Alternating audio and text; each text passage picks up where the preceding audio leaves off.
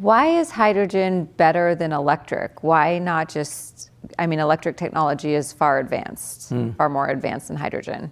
Why not just continue to invest there? So I think they are in tandem. I think they smile at each other, as it were. But the scale of what we're talking about doing, let me go back to a point I made earlier. Creaky old grid that has to be sustained and in many ways rebuilt to be resilient, A. B, if you want to double the amount of electricity being generated, you got to build a lot of new generation. C, you got to transport it. D, a lot of that offtake is supposed to be going into electric vehicles. Okay. How is that electric baseload going to decarbonize the things that we still all use every day? Cement, steel, aluminum, glass. Those hard to decarbonize sectors in particular are amenable to decarbonization through hydrogen, far less amenable through electricity.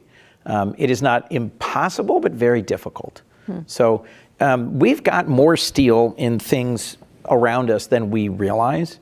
And one of the things I'm excited about working on is a carbon border adjustment mechanism that allows us to harmonize what the EU is doing on their CBAM, which will soon be imposing tariffs on American exported goods if we don't work this out, and our own climate ambition.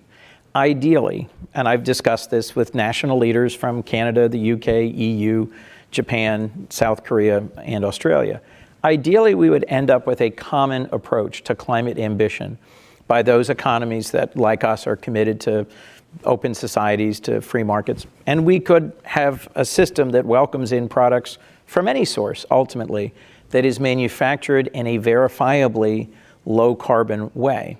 But today, the carbon intensity of our steel and our aluminum and our glass is much closer to what's being manufactured in the EU than it is, speaking purely hypothetically, to things manufactured in Russia or China or India, or to some extent even Mexico.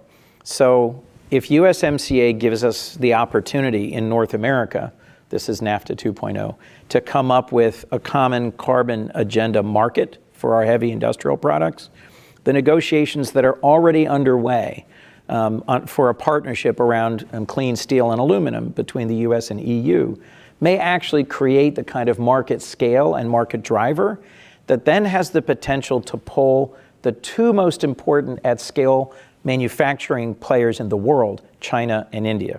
I'll leave you with this, to me, unsettling thought. China and India continue to build coal-fired power plants faster than anywhere else on Earth and will continue to do so for decades to come.